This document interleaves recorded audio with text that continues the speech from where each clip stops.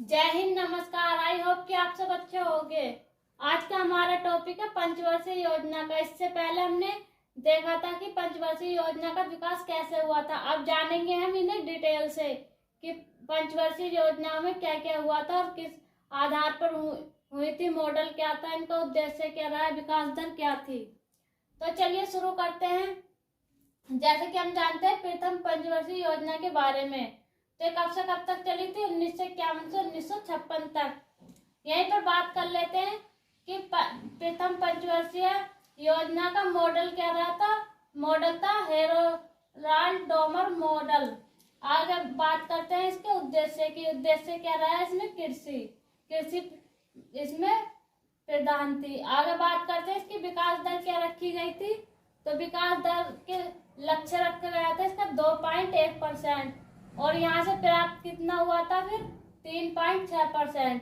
अब बात कर लेते हैं कि इसमें हुआ क्या क्या था। तो 1953 ईस्वी में यूजीसी की स्थापना की गई थी। यूजीसी का मतलब होता है विश्वविद्यालय अनुदान आयोग की स्थापना। आगे बात कर लेते हैं हम यहीं पर भाखड़ा नागल हीराकुंड दामोदर घाटी बहुउद्देश्य परियोजनाएं भी इसी पंचवर्षीय योजना में लागू की गई थी।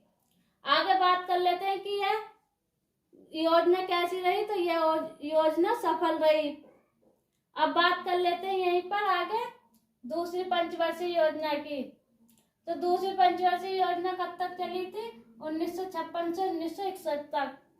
अब बात कर लेते हैं कि इसका मॉडल क्या रहा था दूसरी पंचवर्षीय योजना का। तो इसका रहा था पीसी महालनोबिस मॉडल, और इसका एम या उद्देश्य क्या था? उद्योग। आगे बात कर लेते हैं इसके विकास दर की। तो विकास दर क्या था इसका? लक्ष्य था 4.5%, और प्राप्ति कितनी हुई थी यहाँ से?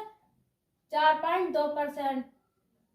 अब जब दूसरी पंचवर्षीय हुई थी तो उस समय भारत में कुछ लोहे षड्यंत्र लगाए गए थे। तो वो कौन कौन से थे जान लेते हैं। राउल केरला लगाया था उड़ीसा में, और भिलाई छत्तीसगढ़ में, और दुर्गापुर पश्चिम बंगाल में। अब बात कर लेते हैं कि ये लगाए किसकी सहायता से गए थे। तो ये लगाए गए थे राउल केरला लगाया गया था पश्चिम जर्मनी की सहायता से, और भिलाई लगाया गया था, भिलाई था हमारा सोवियत संघ की सहायता से, और दुर्गापुर लगाया गया था हमें ब्रिटेन की सहायता से। आगे बात करते हैं हम यहीं पर और देख लेते हैं तीसरी पंचवर्षीय के बारे में। तो तीसरी पंचवर्षीय योजना के बारे में जानते हैं। तो ये कब से कब तक चली थी? 1961 से 1966 तक। अब बात कर लेते हैं इसका मॉडल क्या रहा था। सुखमेव चक्रवर्ती। और उद्देश्य या एम क्या था इसका? कृषि प्लस उद्योग दोनों। अब बात कर लेते हैं इसमें विकास दर क्या रखी गई थी। लक्ष्य था इसका 5.6%, और प्राप्ति हुई थी यहाँ से 2.8%। और यहाँ पर तीसरी पंचवर्षीय योजना में बोकारो स्टील प्लांट की स्थापना की गई थी झारखंड में। अब बात कर लेते हैं कि ये किसकी सहायता से हुई थी। तो ये थी सोवियत संघ की सहायता से। आगे बात कर लेते हैं यहीं पर तीसरी पंचवर्षीय योजना में पीएम थे इसमें लाल बहादुर शास्त्री, और इन्हें शांतिनाथ के नाम से भी शांति पुरुष के नाम से भी जाना जाता था। इन्होंने यहीं पर एक नारा दिया था। नारा इन्होंने इसलिए दिया था, नारा देने का इनका रीजन था कि यहाँ पर देश बुरे हालातों से गुजर रहा था, तो इसलिए इन्होंने नारा दिया था जय जवान जय किसान का। अब बात कर लेते हैं ये पंचवर्षीय योजना असफल रही। तो असफल क्यों रही? तो देखते हैं 1962 में भारत व चीन का युद्ध हुआ, और आगे देखते हैं 1965 में भारत व पाकिस्तान का युद्ध हुआ, और 1966 में सूखा पड़ गया। तो इसलिए यह पंचवर्षीय योजना में बहुत ही दिक्कतें आई थी, जिसकी वजह से यह असफल रही। अब बात कर लेते हैं, और लाल बहादुर शास्त्री का नारा देने का रीजन भी यही था। इन तीनों की वजह से लाल बहादुर शास्त्री ने कहा था कि हमारा देश बहुत मुसीबतों से गुजर रहा है। तो उन्होंने ये नारा सब उनके साथ थे, तो उन्होंने ये नारा दिया था, जय जवान जय किसान का। और आगे बात करते हैं हम, यहीं पर हम बात करते हैं तीसरी पंचवर्षीय योजना के बाद आया था योजना अवकाश, वो भी 3 वर्ष का, 1966 में, 1967 में, 1968 में। और 1966 में ही हरित क्रांति लाई गई थी इंदिरा गांधी द्वारा। और इसका संबंध, हरित क्रांति का संबंध था खाद्यान्न से। खाद्यान्न में गेहूं प्लस चावल से। और गेहूं का उत्पादन कहा था, यूएसए में। सबसे ज्यादा प्रभाव भी गेहूं पर पड़ा था। अब बात करते हैं कि हरित क्रांति शब्द किसने दिया था, तो विलियम गोड्स ने। और इसकी शुरुआत कहाँ हुई थी, मैक्सिको में। और मैक्सिको की कैपिटल क्या है, मैक्सिको सिटी। आगे बात करते हैं इसके हरित क्रांति के जनक कौन है, नॉर्मन ई बोरलॉग। और कहाँ के निवासी थे, ये यूएसए के निवासी थे। यहीं पर बात करते हैं, इन्हें पुरस्कार मिला था, बोरलॉग पुरस्कार। किस क्षेत्र में मिला था, कृषि के क्षेत्र में। अब बात कर लेते हैं यहीं पर कि हरित क्रांति इंदिरा गांधी द्वारा लाई गई थी, लेकिन भारत में इसके जनक कौन थे, तो इसके जनक थे एमएस स्वामीनाथन, जिनकी हाल ही में मृत्यु हो गई है। अब बात करते हैं चौथी पंचवर्षीय योजना की, 4-5 ईयर्स प्लान की। ये कब से कब तक चला था, 1969 से 1974 तक। मॉडल क्या था इसका, तो मॉडल था गाडगिल। और बात करते हैं लक्ष्य की, एम की, तो स्थिरता के साथ विकास। अब बात करते हैं इसके विकास दर की, तो लक्ष्य था इसका 5.7% और प्राप्ति थी 3.4%। अब बात करते हैं इस समय प्रधानमंत्री कौन थे, तो इंदिरा गांधी थी। और इनकी इस समय समस्या थी कि जो किसान लोग थे उन्हें लोन आसानी से नहीं मिल पाता था। अमीर आदमियों को लोन दिया जाता था उस टाइम, लेकिन गरीब किसानों को लोन नहीं दिया जाता था। तो यहाँ पे इन्होंने, इंदिरा गांधी ने 14 बैंकों का राष्ट्रीयकरण किया था 1969 में। और ऐसे बैंकों का राष्ट्रीयकरण किया था जिनकी राशि 50 करोड़ से 50 करोड़ थी। आगे बात करते हैं, यहीं पर 1969 में इसरो का गठन भी हुआ था। और इसका हेडक्वार्टर कहाँ था, बेंगलुरु में। और इसके जनक कौन थे, डॉक्टर विक्रम साराभाई। और इनकी पत्नी थी मृणाली साराभाई, जो भरतनाट्यम से संबंधित हैं। आगे बात करते हैं, यहीं पर देखते हैं इसमें। और चौथी पंचवर्षीय योजना में क्या हुआ था, 18 मई 1974 को भारत में पहला परमाणु परीक्षण किया गया था।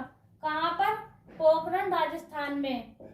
और इसका नाम क्या था, तो नाम था इसका इस्माइल बुद्धा परमाणु परीक्षण का। अब बात करते हैं, यहीं पर एक और जान लेते हैं, 1970 में आया था ऑपरेशन फ्लड। और उसके जनक कहे जाते हैं वर्गीस कुरियन को। और उसका संबंध था दुग्ध क्रांति से। और आगे बात करते हैं,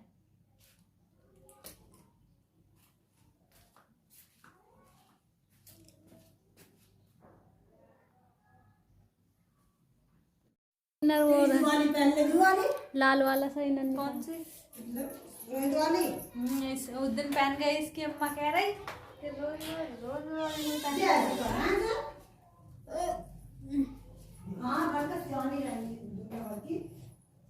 चुप रहिए 2 मिनट को।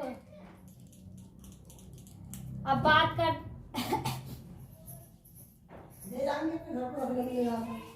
अब बात करते हैं हम 5वीं पंचवर्षीय योजना की। तो ये कब से कब तक चली थी, 1974 से 1978 तक।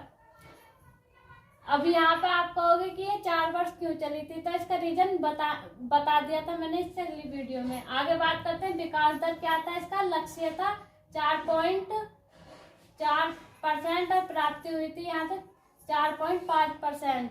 और उद्देश्य था इसका गरीबी उन्मूलन का। अब बात करते हैं यहाँ इस योजना में क्या क्या हुआ था, तो 2 अक्टूबर 1975 को क्षेत्रीय ग्रामीण बैंक की स्थापना। और बात करते हैं यहाँ पर गरीबी हटाओ का नारा आया था।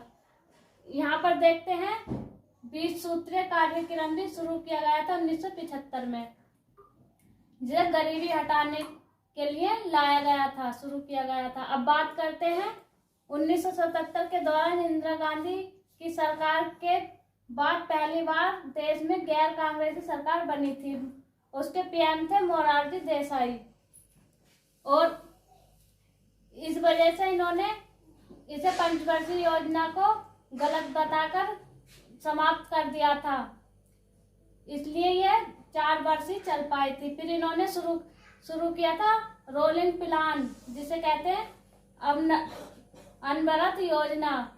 और इसके जनक कौन थे? इसके जनक थे गुन्नार मिल्टन, और इनकी बुक थी द एशियन ड्रामा।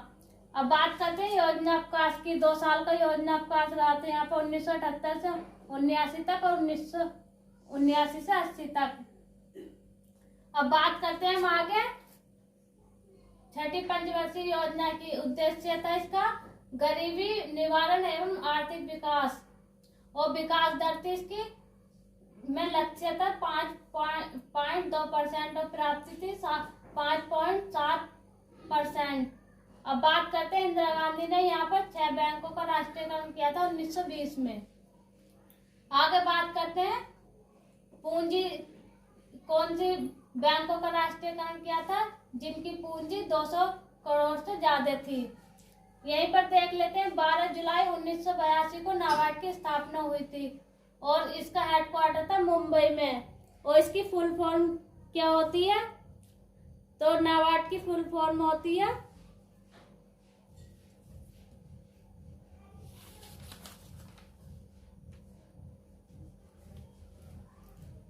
यहीं पर हम बात कर लेते हैं नाबार्ड के फुल फॉर्म की। तो इसकी फुल फॉर्म होती है national bank of agriculture rural development, और इसका हेडक्वार्टर मुंबई में।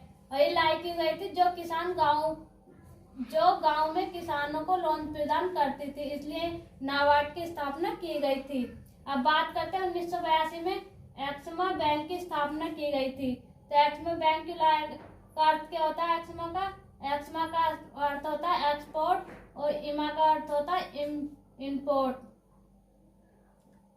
अगर वीडियो अच्छा लगा तो वीडियो को लाइक करें, शेयर करें, चैनल पर नए हैं तो चैनल को सब्सक्राइब करें।